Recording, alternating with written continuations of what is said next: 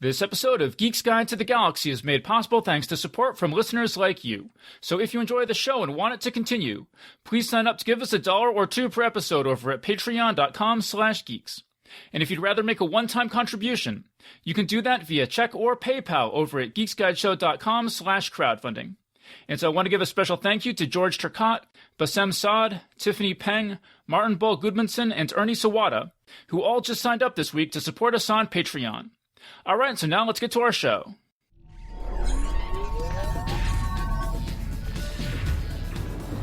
Wired.com presents The Geek's Guide to the Galaxy. And here is your host, David Barr Kirtley. Hello, and welcome to episode 390 of Geek's Guide to the Galaxy. Our guest today is Nicky Drayden. Her short fiction appears in magazines such as Shimmer, Daily Science Fiction, and Space and Time, and on podcasts such as Pseudopod and the Drabblecast. As a college student, she traveled to South Africa, which is the setting for her first two novels, The Prey of Gods and Temper. And we'll be speaking with her today about her new novel, Escaping Exodus, about a matriarchal society that lives inside a massive space-going beast. And now here's our interview with Nicky Drayden. All right, so we're here with Nicky Drayden. Welcome to the show. Thank you so much for having me. Okay, so how did you first get interested in fantasy and science fiction? I think I've always been interested in science fiction and fantasy. I can't remember a time when I wasn't. Like, that's kind of what I always like to watch on TV. Particularly started reading, I think in sixth grade, I started getting into like Stephen King and reading some of that more fantastical / horror kind of stuff. And I thought it was really interesting compared to kind of what I was reading before, which was like a lot of Judy Blume and like stuff like that. So it just kind of opened up a new world for me, and I really liked the imagination that went into creating these different worlds. Did you find those books on your own, or were there friends or teachers or anything that sort of clued you into the fantasy and science fiction? I just found it at Target. I saw, it was Eyes of the Dragon, which was like the first kind of introduction that I saw kind of fantasy, and it just looked cool. So I picked it up and read it and just loved it. And I think that was Stephen King's like more kid-oriented fantasy, and like all the rest of the stuff was very much darker and more adult, but like I was reading it anyway. Probably my parents did not know, but yeah, it was just really fun. I remember like Tommy knockers and just like being creeped out and just that feeling of, something being out there that was not of this world, which is really cool. So if your parents had known you were reading Stephen King, would they have not approved of that? I don't know. I think they would just let me read whatever, but they hadn't pre-screened any of it. I think that was a different day. Back in the day, there wasn't really as much like YA and that sort of thing. So it's just kind of you read what you read, and that's what I was reading. On your website, you list your favorite authors as Neal Stephenson, Octavia Butler, and Christopher Moore. Do you remember how you first came across them? So Christopher Moore, I came across The Stupidest Angel in a half-price bookstore, and I remember just like picking up this book and just like laughing at the cover and like, how could I not like buy that? And so I read it and loved it, and then read like a whole bunch of his other stuff. And I met him once at a signing, which was like super cool. And it was just like, I just loved his humor, and just there was just like so much of it on the page, and like the storytelling was so much fun and just like ridiculous. And I really like fun and ridiculous stories. Neal Stephenson, I also discovered at Half Price Books. My writing mentor, Richard, basically dragged me to this book. It was Cryptonomicon, and like just basically was shaking because he was like remembering like the scene in the submarine, like really like I guess like made him very claustrophobic, and like gave him this like very visceral reaction to reading it. And he was like rehabbing this reaction while he was trying to get me to buy this book.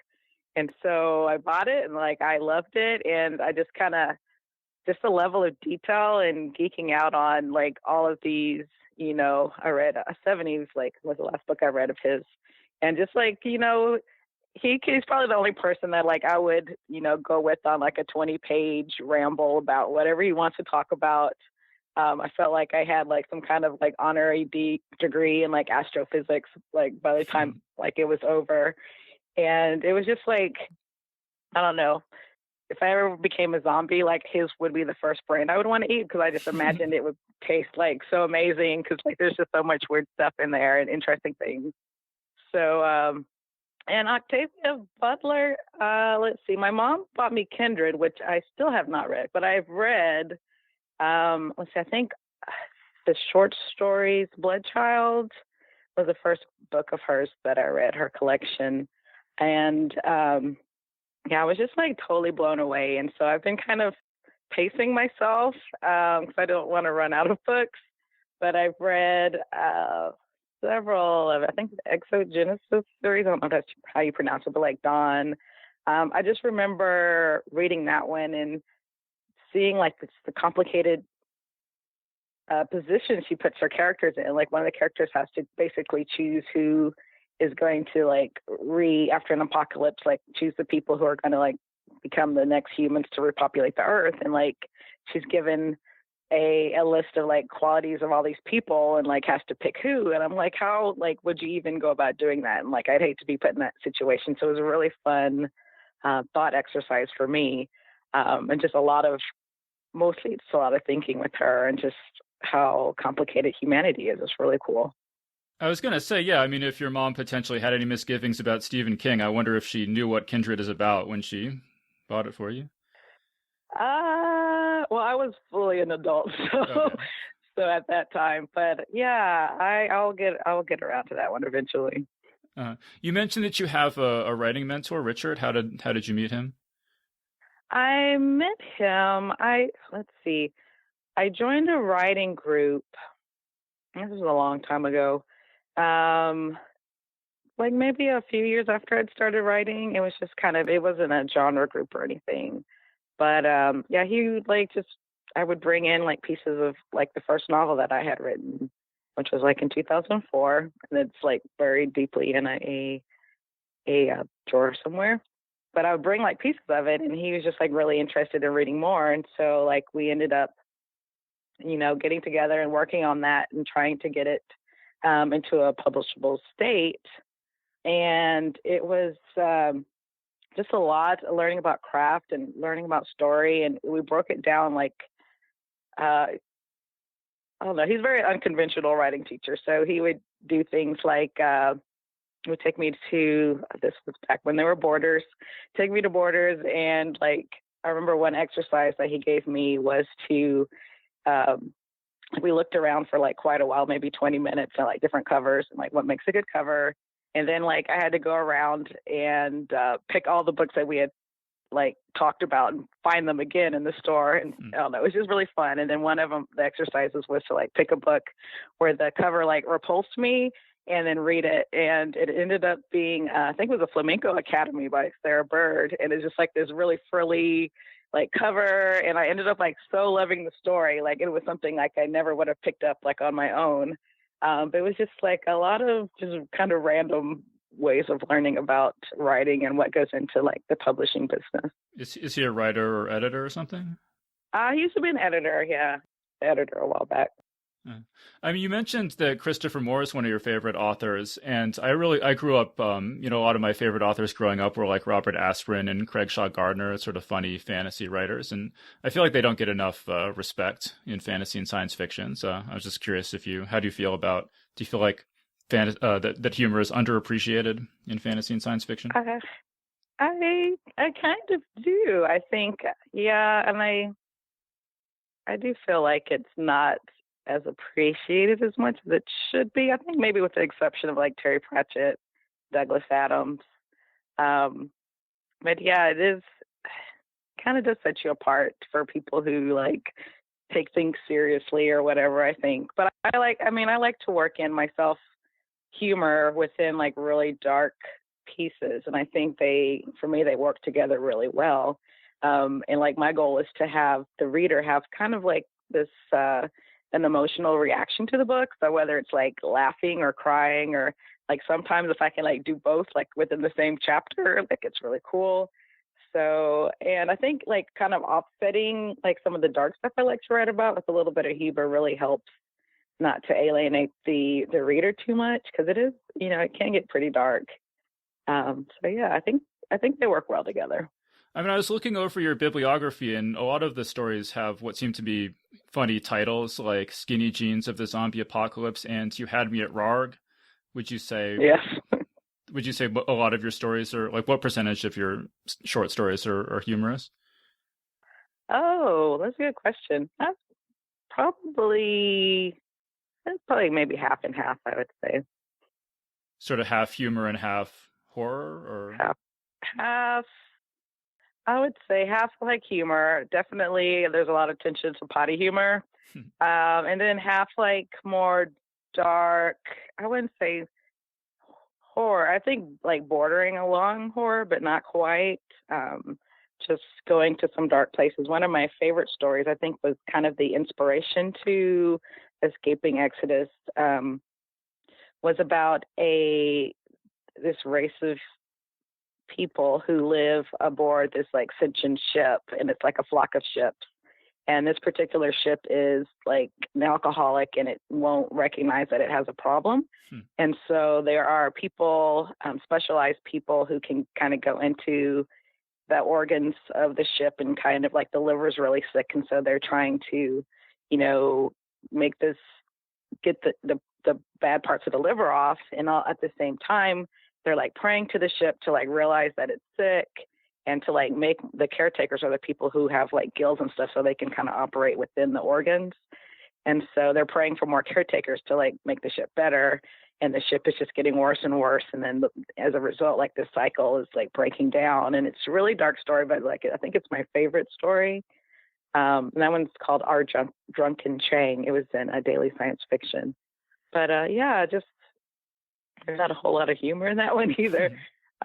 It's just kind of where my mind likes to go. It just likes to go in weird places, whether it's like funny weird or kind of dark weird. So how did you get started publishing fiction?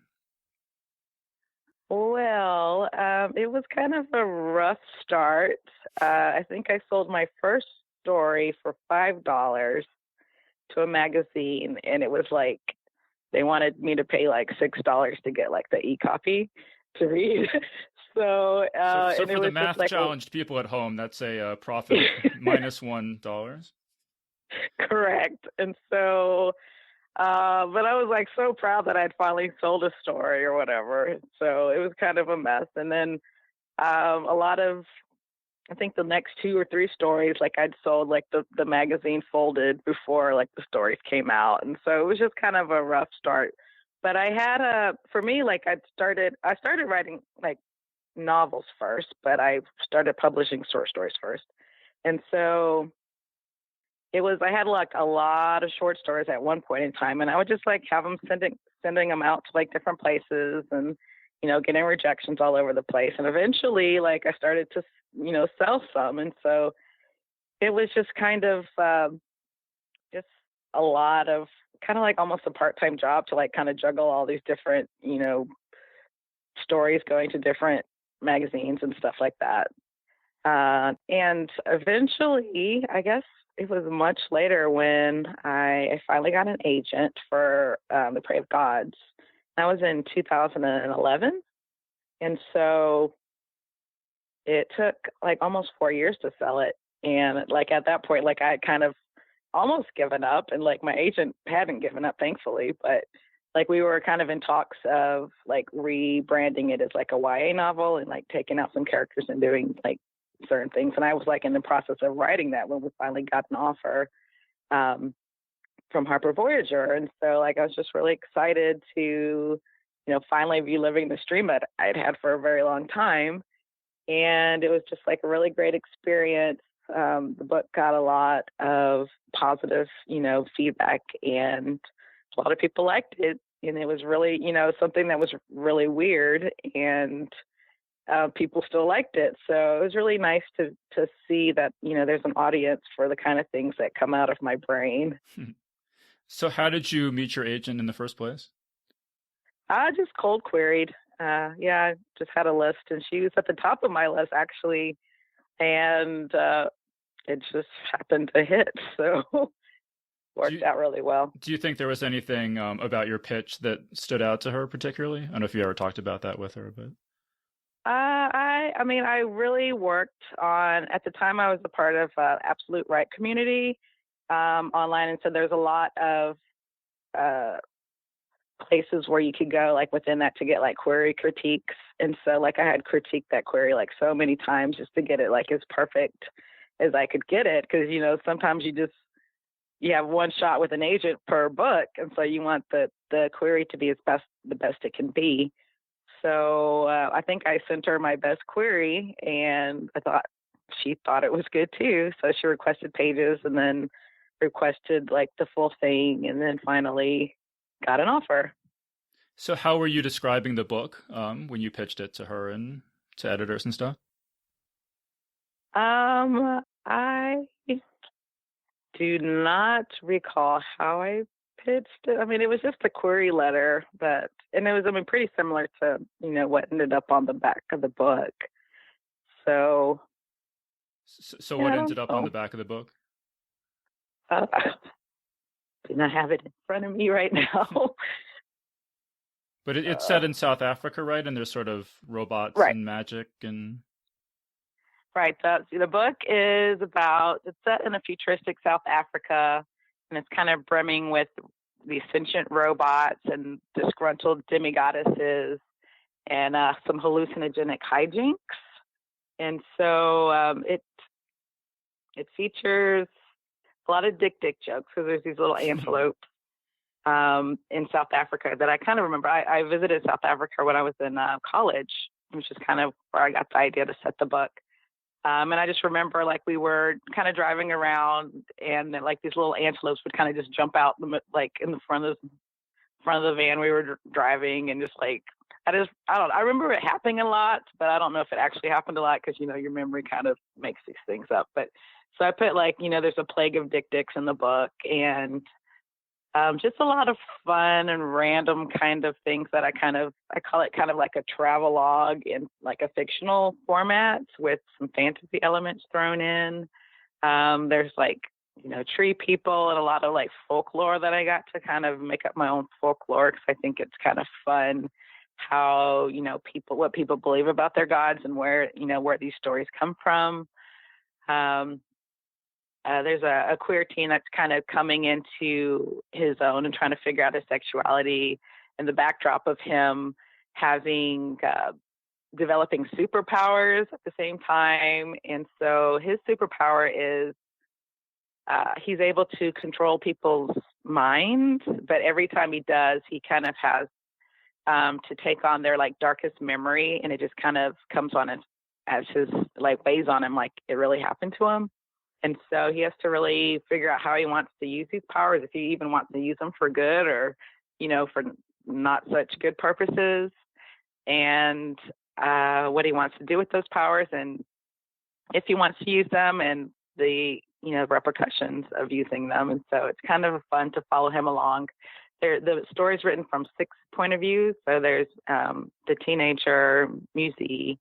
There's a politician who's kind of struggling with things and what he wants to do with his life.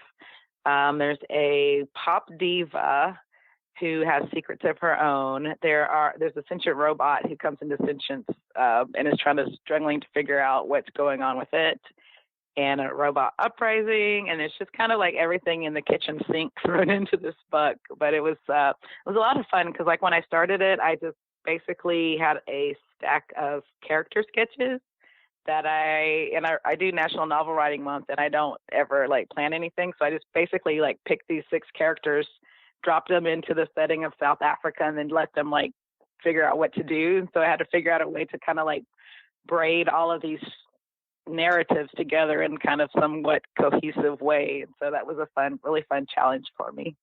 And then so you were kind of like, well, that went so well, I think I'm gonna write a second novel also set in South Africa. I think so. Like, you do so much research, and then it's just like, well, I might as well write another book, because like I spent all this time researching. So I really liked writing Temper, which is also set in South Africa, but it's more of an alternate history type of South Africa where Africa wasn't colonized, and it kind of, things didn't quite go quite as well as you would have hoped either. There's a heavy, I think, just kind of from these, attempts to protect itself from, being colonized, and like these outward attacks is kind of drawn in on itself. And it's like a heavy religious hand trying to keep people in control. And it's like technology and science have been deemed like immoral.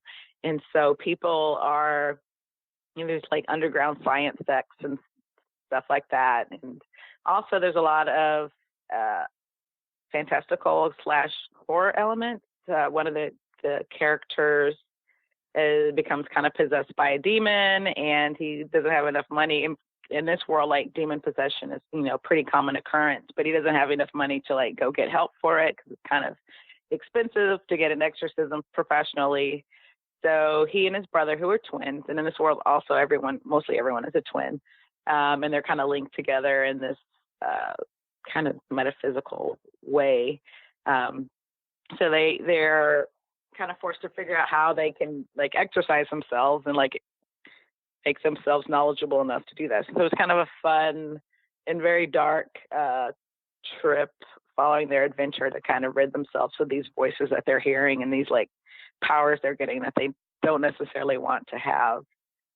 So when you say that you did a lot of research, like how did you go about researching South Africa? And did you talk to anyone? I mean, you said you went there, but did you have anyone who kind of review the manuscript to see if it was accurate and stuff like that?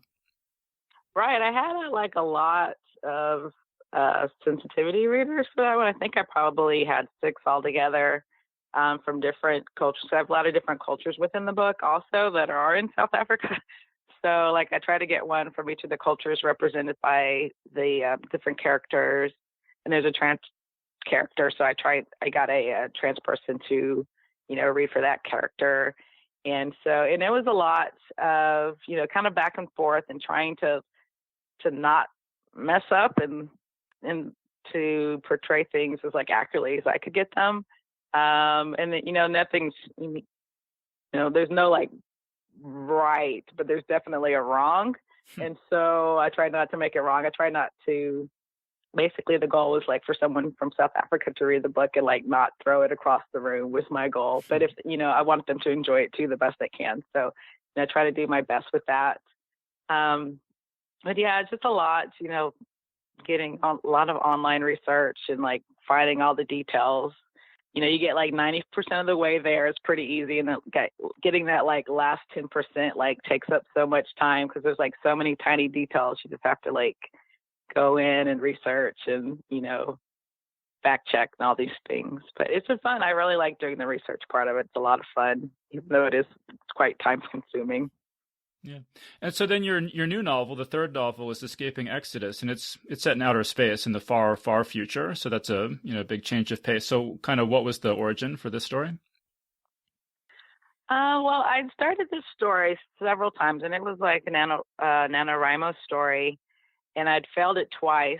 And I'd written like a few chapters, and this story is about, it's kind of like an Afrofuturistic space opera, and it's set inside the belly of this giant space vacuum breathing beast. And like humanity is set up inside this beast because they try to get to another planet, but they just couldn't find a viable option. But inside this beast, there's like all the resources they need basically, because there's like this thriving ecosystem that lives inside the beast already. And so they can just harvest, the beast's bones if they need building materials.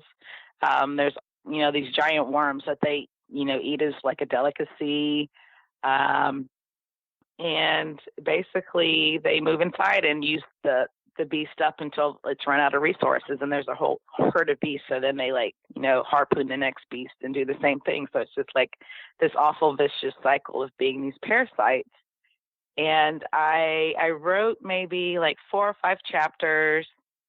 I love these chapters so much, but like I just couldn't get past those 4 chapters, and so I kind of sat, and I read Cameron Hurley's Stars Are Legion, and it was also this very like oozy, like visceral, like novel that was just so gross and so wonderful, and it just kind of really like it was like the book that I wanted to write without having to go through all the pain of writing it. And so I just really enjoyed it, and I'm like, it kind of re-energized me to like try to finish this. And so like when it was time for me to pitch a 3rd novel, I'm like, well, let me just pitch this and see what the editor thinks. And they thought it was a great idea, and so I just kind of ran with it. And now like I was under a deadline, so there wasn't really the option to like not write it. So yeah, I just started coming out and working and reworking it and turning it into something that I really enjoyed. And I love, how the characters work inside of the heart, and just the feeling of it like pumping around you as you're trying to do your work is just kind of really, really cool. And then there's other classes of workers who work with bone. And so like, there's always bone dust, and they have like pieces of bone in their hair. And so like creating all these different cultures within this beast was a lot of fun. Yeah, I mean, I have to say that what got me to read this book, or what motivated me to read it, was this blurb from Lightspeed magazine where it says, "Read this if you ever wondered what it would be like if the Millennium Falcon decided to live inside that asteroid worm."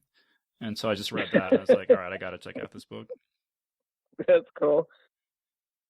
Because, yeah, I mean, it's really, like you mentioned, like the parts where, they're inside this giant beast and the heart is pumping. And so every 3 minutes and 47.5 seconds or something, the chambers all get flooded with blood, and they all drown if they're not, anticipating it and stuff. And it's just, yeah, you really get a sense of how gross and physical it is inside this thing.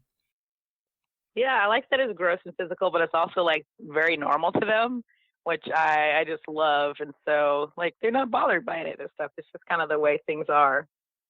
Yeah. And I think one of the things I think is just so brilliantly well done in the book is how you mentioned the cultures is you get this sense of, there's this culture of this society, and it's different from ours, but it's different in a believable way.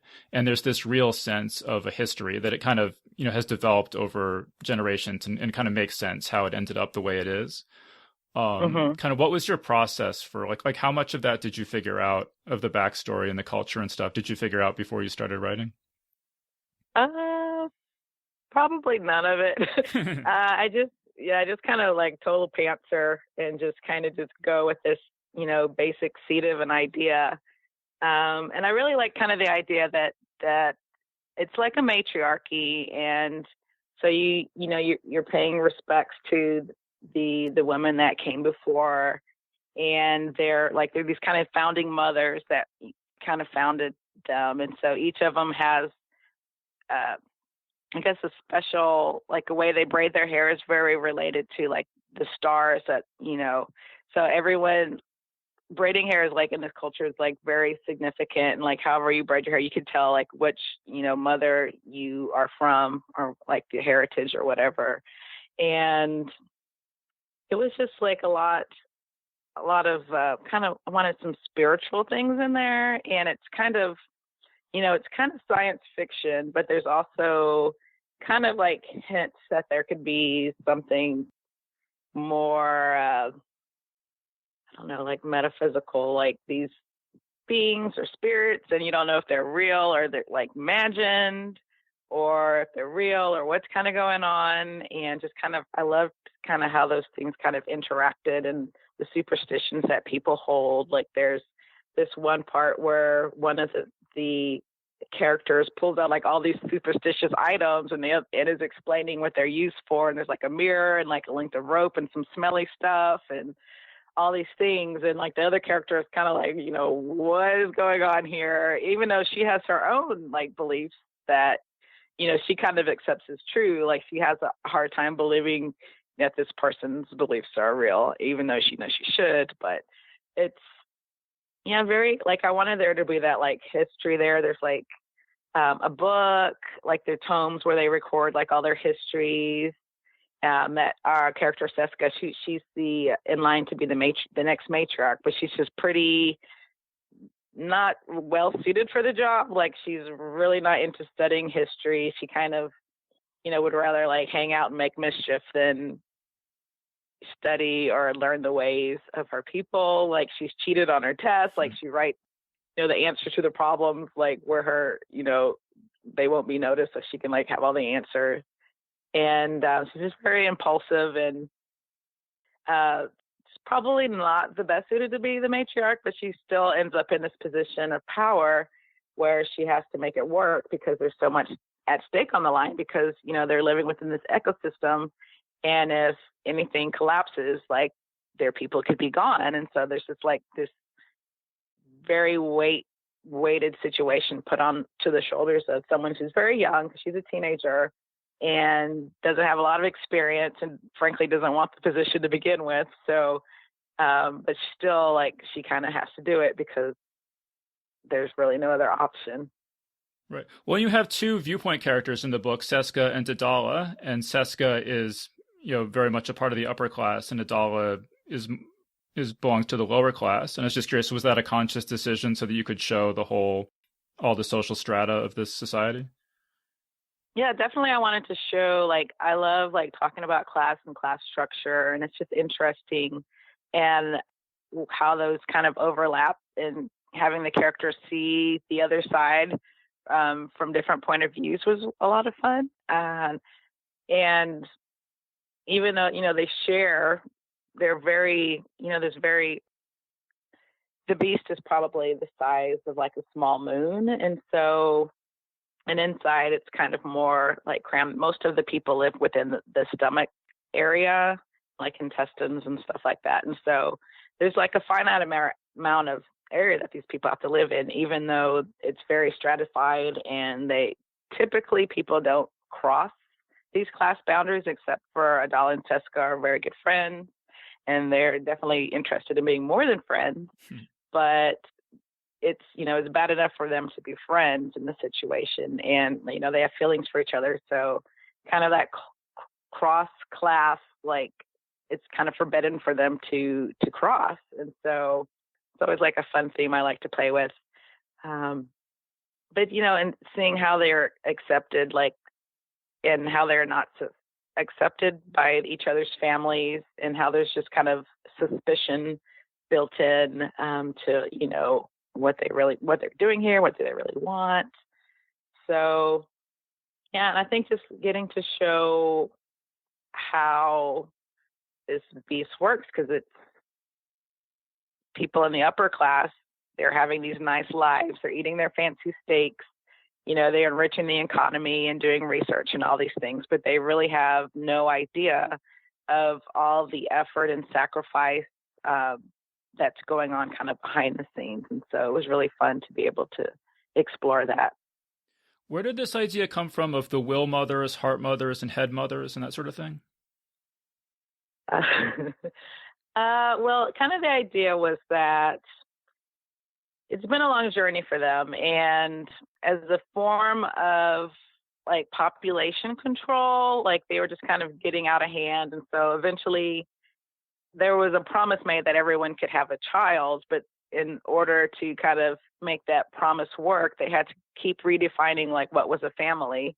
And so eventually a family became to mean 9 parents and 1 child.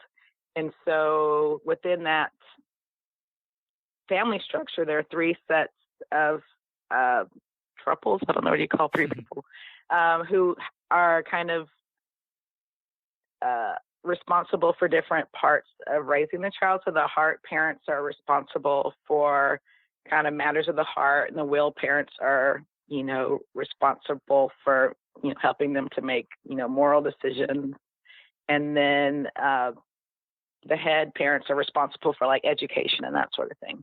And so like every set of parents has a role in raising this child, which is a very precious thing because, you're only allowed to have 1. And so for Seska, she's kind of in a weird situation because she actually has a sibling, and she's the only one that has a sibling on the ship because a situation where two of her mothers were pregnant at the same time, and she was supposed to be born last, and her pregnancy would have been terminated, except for she was born very, very prematurely. And so she kind of beat out her older sister, who would have been the heir to the matriarchy, and is really like such a perfect fit for it. And just her mother didn't go through with terminating the pregnancy. So she ends up with this sister, and it's kind of like the matriarch's like first big mistake that she's made. And so she's been making more mistakes in this book. And so there's this like very heated sibling rivalry, like the only sibling rivalry in their people. And it's just really fun to play with this person who's set to become the matriarch, but doesn't want to be the matriarch and is horrible for the job. And the person who doesn't get to be the matriarch, but is very much suited for the job. And so they're just kind of rivaling over this position. And I think that was probably one of my favorite, like, character dynamics between those two, Seska and her sister. Yeah. So this matriarchal society in the book, is it something that you mostly dreamed up yourself, or is it based on any matriarchal societies in history or anything like that? No, I just think it just pretty much all came out of my head. I just kind of had fun, like, just, flipping a patriarchal society. And, you think it would be a better place, but no, like, they're just as bad. And, like, men are pretty much, discriminated against. They're not allowed to work outside the home. And they're only, like, now just, like, starting to be able to work outside the home. There's, like, one character who's, like, the first accountancy guard, male accountancy guard. And kind of there's a lot of pressure on him to do a good job. And accountancy guard is just kind of, on the ship, everything, resource management is very important. So they're just very highly detailed, making sure resources are being used correctly and no one's wasting anything. And so he really wants to do a good job, and is basically willing to do anything to prove that, he belongs here and that men belong there. And so it was a lot of fun, like, to kind of flip that on its head and show how awful that women can be. So, and I would say, like, he's probably like the most feminist, like, character in the book. And Seska can't even understand, like, why would a man even want to work outside the home? Like, these, like, ideas are just kind of beyond her. So that was really fun to play with. Yeah, because I mean, you'll often hear people say that if women were in charge, society would be more kind and humane and stuff, and certainly that's not how it works out in your book. And do you think that that's because that just makes a more dramatic story, or do you think that actually in practice a matriarchy would be just as unproductive and mean as a patriarchy? Yeah, I think it totally would be as unproductive, because just like when one set of people has all the power, they're going to use that power to keep the power. And so if there's like a diverse and even split between who has power, then I think it just kind of ideally would trickle down. Like, I think that power does corrupt eventually. So, this is probably another book to write, but yeah, I think so. Like, I think it would probably, unless there were safeguards in place, I think it would probably be just as awful, basically. Yeah. Yeah. How about, you mentioned the sort of spiritual aspects of this culture, and there are these figures that they mention, like deity and Botsy. Are those just fictional, or are those inspired by anything in mythology or anything? No, they're so deity's bells. I won't give away, but I'm going to explore. I'm writing like a follow-up to this book right now, and so I plan to get into more of the details, because I kind of get into books and don't explain a whole lot of things. And so, like, all these characters, Botsy was a character who had an affair with the matriarch's daughter at the time, probably like 100 years ago or so. And it was just a very scandalous event. And she ended up getting, like, shot out of the beast's anus, which is like the worst punishment that you can have in this culture. And so, like, her bones are, basically like just frozen in space somewhere. And so people kind of call upon her spirit sometimes and think maybe she's, haunting people. Yeah, and just like, there's anything spirituality and like things people believe are interesting and how they drive people's lives and different superstitions and stuff and are just rituals. Also, Seska's people, there's this thing they have called a spirit wall, which is basically when anyone of like importance dies, they like press their body into this kind of sludgy wall that slowly like kind of calcifies their body and absorbs it. And so like all of the dead people are in this like giant wall. And like when you go pray to your ancestors, you can go pray to them. Some of them you can like even touch them because they're still, being absorbed, because it takes, several decades for someone to be fully absorbed. And so, you light your candle and then you pray for different favors from the ancestors. And it's just very kind of a tactile experience, and their connection to, death and dying is a lot different than ours, but it's still all very normal.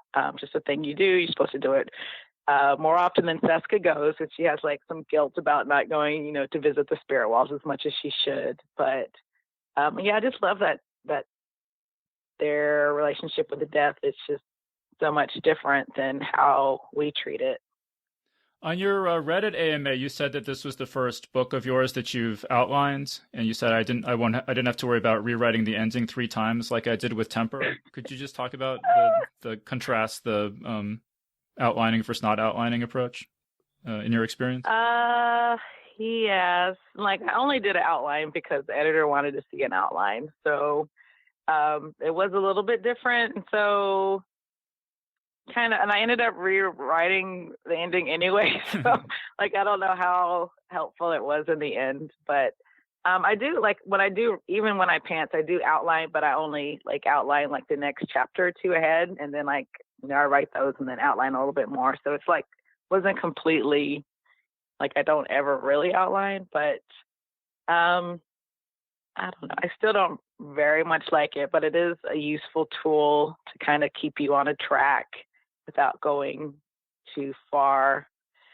I don't know. I have a very mixed feelings because I like to kind of grow things more organically. And sometimes sometimes going off track isn't necessarily a bad thing. And sometimes having to rewrite the ending isn't necessarily a bad thing either, because it's just all a part of the process.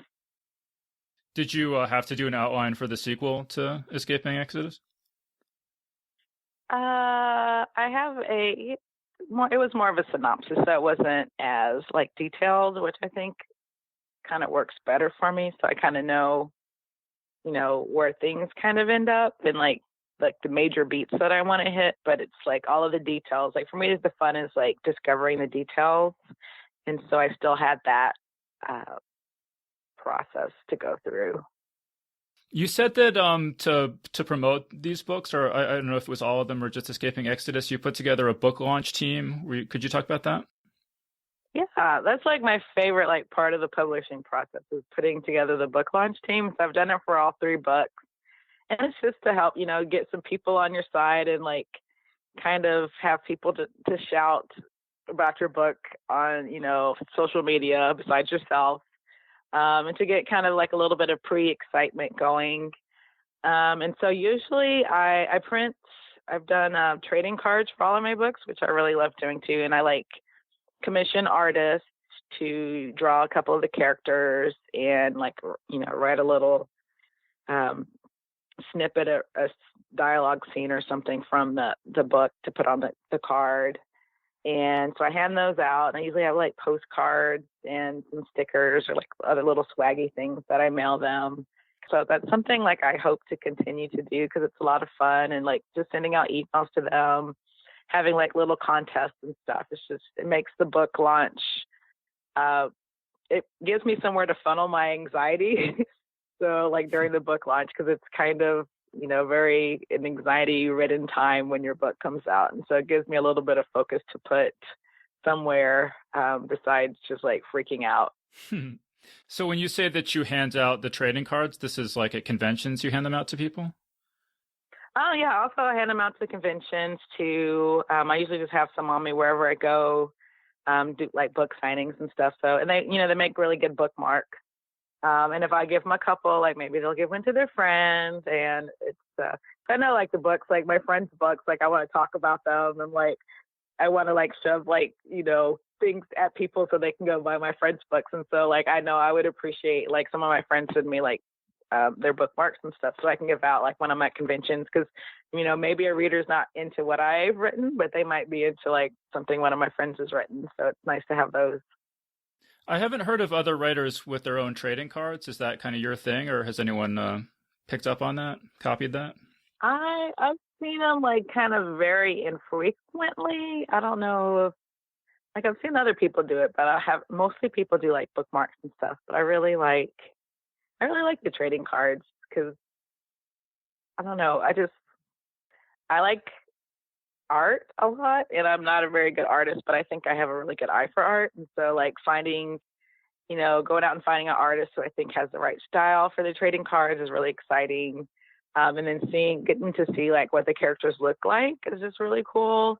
And like, I try to describe them the best I can. And just I love how like art and writing kind of come together. So I like to do that as much as I can.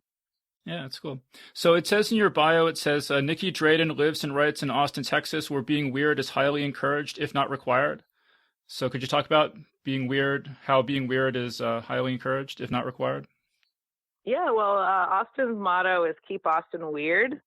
And like, I certainly feel like I'm doing my part and writing some weird fiction. It's a great place for creative people. Like, not as much as it used to be because a lot of people are getting priced out now, but there's a really vibrant science fiction and fantasy community here. We have our local science fiction and fantasy convention is Armadillo Con, and it's a really great place to like meet. It's kind of a more literary convention too, so it's a really great place to meet people who like to read, books that you like to read, and to just, talk about and geek out over different things. And it's really fun. It's just like kind of like, going to your high school reunion every year where you get to meet your friends and see what they're up to, see what books. And like, we have a cohort of, writers who kind of came up together and to see what they're doing. So yeah, it's just a really weird place. And I love that part of living here. Yeah, my girlfriend just started a creative writing MFA at Texas State, so we just moved to the Austin area. So I'm just curious to hear anything cool. I can about, what the local scene is like. Wow, awesome. Yeah, you should definitely check out Armadillo Con. There's also Slug Tribe, which is a critique group that I meet every other Wednesday. I forget if it's even or odd Wednesdays, or second and fourth Wednesdays, or Tuesdays. I think it's Tuesdays. But they're a good group to bring critique groups. And I kind of came through there when I started getting more into a genre group. And I sold a lot of the stories that I critiqued through there. And so it's a really good place if you're just looking to get some eyes on your pages. And they're open to everyone. So it's really great and a lot of fun if you're looking for something like that. And yeah, there's all kinds of things in Austin that are weird to do. So I would say welcome. Oh, yeah, thank you. Do you know Christopher Brown, right? I just interviewed him a couple weeks ago. Yeah, we have the same editor, and like we're definitely like we have had so many events together at this point. But he's a really good friend, and it's kind of a funny story. When I sold my book, and I had known him for like years beforehand, and so like I had just sold my book, and so like I'd gone out to lunch, and like I was walking back from lunch, and I saw this guy like in my office parking lot. And I'm like, that guy looks a lot like Christopher Brown, but I'm probably just saying things. And so like I walked past him, and then he's like, Nicky. And so I turned around like, oh, hey, it's Chris. And so like I told him like, I just sold a book. And then he's like, yeah, I just sold a book too. And I'm like, really? And I told him who my editor was. He's like, that's my editor too. And so it was just like a really kind of like a surreal experience that that happened to both of us because we'd both been writing for a long time at that point. And so, yeah, we've done probably at least like 10 like events together by now. And so we're pretty good friends. Yeah, so this is obviously an editor with exquisite taste, I'm guessing. Yeah, definitely. Yes. David Pomberico at Harbor Voyager. Like we've, I don't know, everything I've read that like from there, like I've loved. And so I guess like, I feel like he does have really good taste.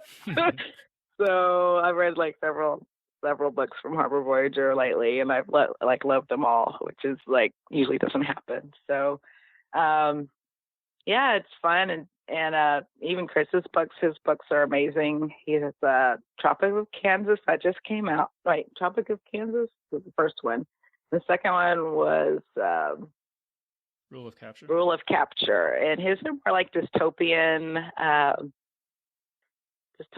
U.S. type books, but they're really good. And they have a little bit of like technology and Big Brother kind of things going on that are really creepy. So, yeah. So when you say that you're doing your part to keep Austin weird, is it just you write weird fiction, or is there anything else weird? Does your weirdness come out in any other ways? That is a great question.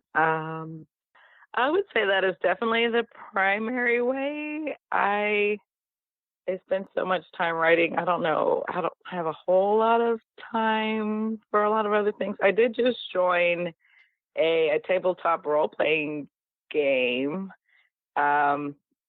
which, I don't know, is a little bit weird. That's Bad Role Models. They have a podcast, and it's they're playing a game called Villains and Vigilantes. It's like from the 80s. And it's a superhero game, right? Yeah, superheroes. And so that's my first one. And so it's been kind of a lot of pressure learning how to like play in front of people, like theoretically, like listening to it. So that's been kind of a lot of pressure, but it's been fun. I don't know. I would say through fiction, though, is just how I express things, and occasional cosplay kind of thing. Well, I mean, you were doing your part for a while to keep the internet weird, right? As the managing editor of the Drabblecast. Yeah, I did. I had a stint as editor at the Drabblecast, and there was a lot of weird fiction coming to there. Thankfully, like I was not a slush reader because I heard it was just some really amazingly weird, not necessarily in a good way, weird slush. So by the time I got stuff, it was filtered, so I got to see the good weird stuff. And yeah, there was a lot of good stories that came out of that. And I also had my pet project was doing Women and Aliens Month, which was alien stories written by women. And so like I'd get to like solicit some like big name authors to like contribute a story. And so I think we had Nnedi Okorafor, Lauren Bukis, and a lot of other people who, gave us stories, and it was a lot of fun putting those together. And I miss that, and getting to hear them, which is like, it's always fun to like hear a story in a different format. Do any of those stories that you edited stands out in your mind as being particularly weird? Oh man, it's been a while. Trying to remember there was one story, and I don't quite remember what it was about, but it was I remember the beginning of it was just really rough and choppy, and like I'm kind of like a completionist, which is not a great thing to be when you're an editor reading like potential manuscripts. And so like I'm like, oh, this story is not really clicking with me, but I'm just gonna finish it and see where it goes. But I ended up like loving the story, and look, we were able to like tweak like the beginning of it to make it just like so awesome. And I don't remember what story it was, but it was the perfect like combination of weird. It's just like what I remember. I also saw that you've been writing Magic the Gathering short stories, and it looks like you have an Overwatch novel coming out. Could you talk about how you got into that? It's been a really busy year. So Magic Gathering stories like came through my agent, and she's like, "Are you interested in writing some stories?" I'm like, "Sure." And at first it was supposed to be like 5 stories, which seemed pretty manageable. Then it turned into 10 stories. And so there is a lot, like writing 10 stories, and they're like good chunks. They're not like short, like flash fiction. They were probably like 4,000 to 6,000 words in range. And so they're like pretty decent stories. So that's almost like a novel's worth of short stories to write in a very short amount of time, and a lot of onboarding because I hadn't played. And so like to figure out like everything that was going on, basically like have this giant, encyclopedia of magic like dumped on me, and then like trying to go through, like imagine like just like somebody telling you, if you're an alien from another planet and they're like, you want to know about our planet, here, just read this encyclopedia and then you'll know everything. And it's just like impossible, like it's an impossible task basically. And so I just kind of I came up with these characters and then just like tried to like find just the details I needed just to tell this one story, because there was just so much of it. Like I would just be totally overwhelmed if I just tried to like incorporate it all into my brain. And so I'd write a draft and then go back in and do the research. So it's just like researching like South Africa. But like I'd have to go in and like find all these details, and then like my manuscript would just be like lots of blank spots, like details here, add details here. And so like I have to go back and find those details, which was very time consuming. Probably took longer than like writing the actual draft of the story. And so, but by the time like the 3rd or 4th story, it started to click, and they became easier to write. And I knew like where to go to find the details. And so it became more like rote practice characterization. I learned a lot about my own writing process because it was the same like panic. I panicked at the same stages each time. And so I knew like when the panic would come. And so I got to learn a lot about, I'll just the beginnings are always hard and they're always like really crappy. Just get through the crappy beginning and then go back and make the crappy beginning better, do it again. And then like, once you feel good about the beginning, you can keep, move to the middle and then go to the middle, and you start panicking, how in the world am I going to pull this all together? But, eventually you'll know how to pull it together, and then write the ending and then revise it. So it was like the same process over and over again, even though I still freak out at the same points. Like at least I can kind of reassure myself that it's just like, that's just a normal part of the process and not something that, I'm not going to be able to get through. And those are all online, those stories? Yeah, they're all online under a Magic Story. You go to Magic the Gathering's website, and then they have a story section. And those stories were Ravnica Allegiance and what was the other one called? Fields of Ravnica. And so there's 2 sets, and they're a lot of fun to write. I think my favorite one was the Rakdos story, which like Rakdos are these kind of like, this is very raunchy, like demons, a lot of things going on.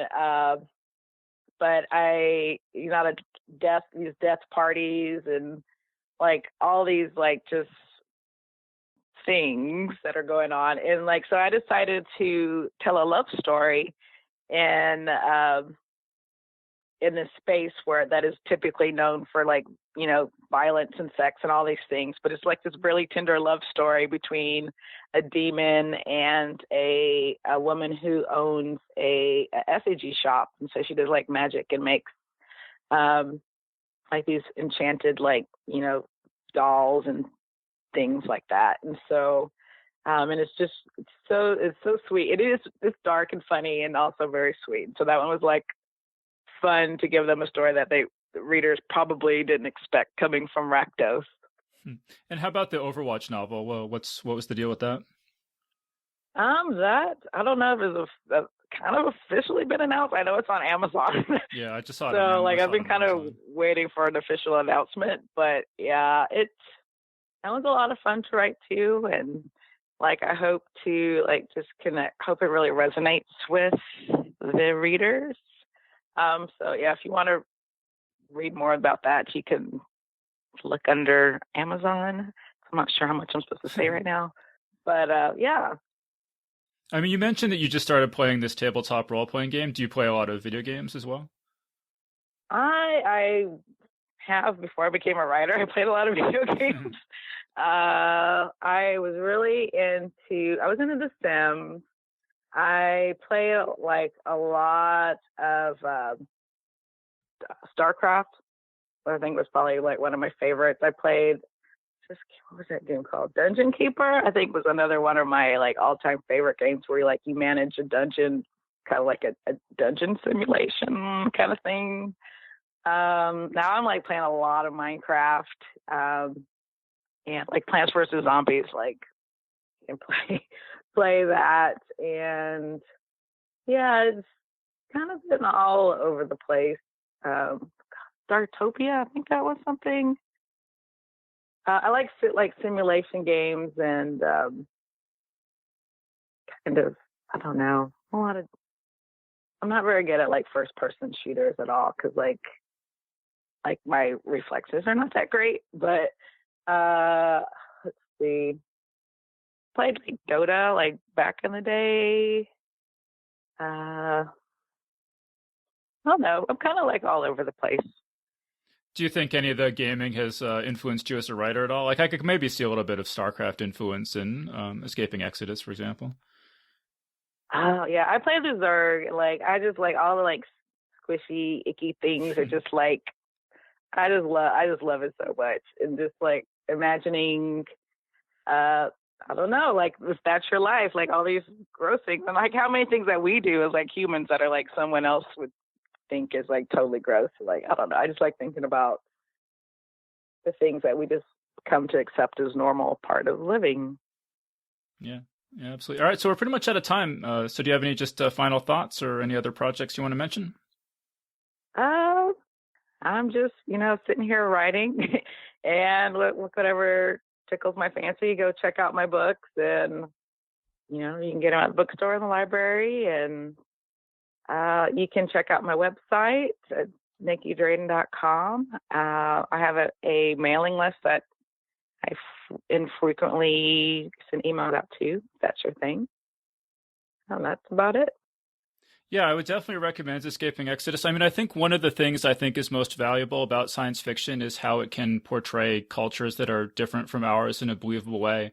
And also, show what it would be like to live inside an alien monster, and what would that, and to have thought through, what would that actually be like? And what would the different roles have to be, and the cultural values that would reinforce that and everything. And I think that Nicky did just an amazing job with all of that in this book. So if you're looking for examples of that sort of world building, definitely check out this new novel, Escaping Exodus, by our guest today, Nicky Drayden. So Nicky, thank you so much for joining us. All right, thanks so much for having me. And that was our interview. So big thanks again to Nicky Drayden for joining us on the show. And remember that Geek's Guide to the Galaxy is made possible thanks to support from listeners like you. So if you enjoy the show and want it to continue, please sign up to give us $1 or $2 per episode over at patreon.com/geeks. And if you'd rather make a one-time contribution, you can do that via check or PayPal over at geeksguideshow.com/crowdfunding. So big thanks again to everyone who's contributed. We really appreciate it. All right, so that was our show. So thanks everyone for listening, and we'll see you next time. The Geek's Guide to the Galaxy is a production of Wired.com. For more information about the show, visit geeksguideshow.com. To learn more about your host, visit davidbarrkirtley.com. Music and voiceover produced by yours truly, Jack Kincaid. If you enjoyed this program, tell your friends. If you didn't enjoy it, tell no one. Thank you for listening.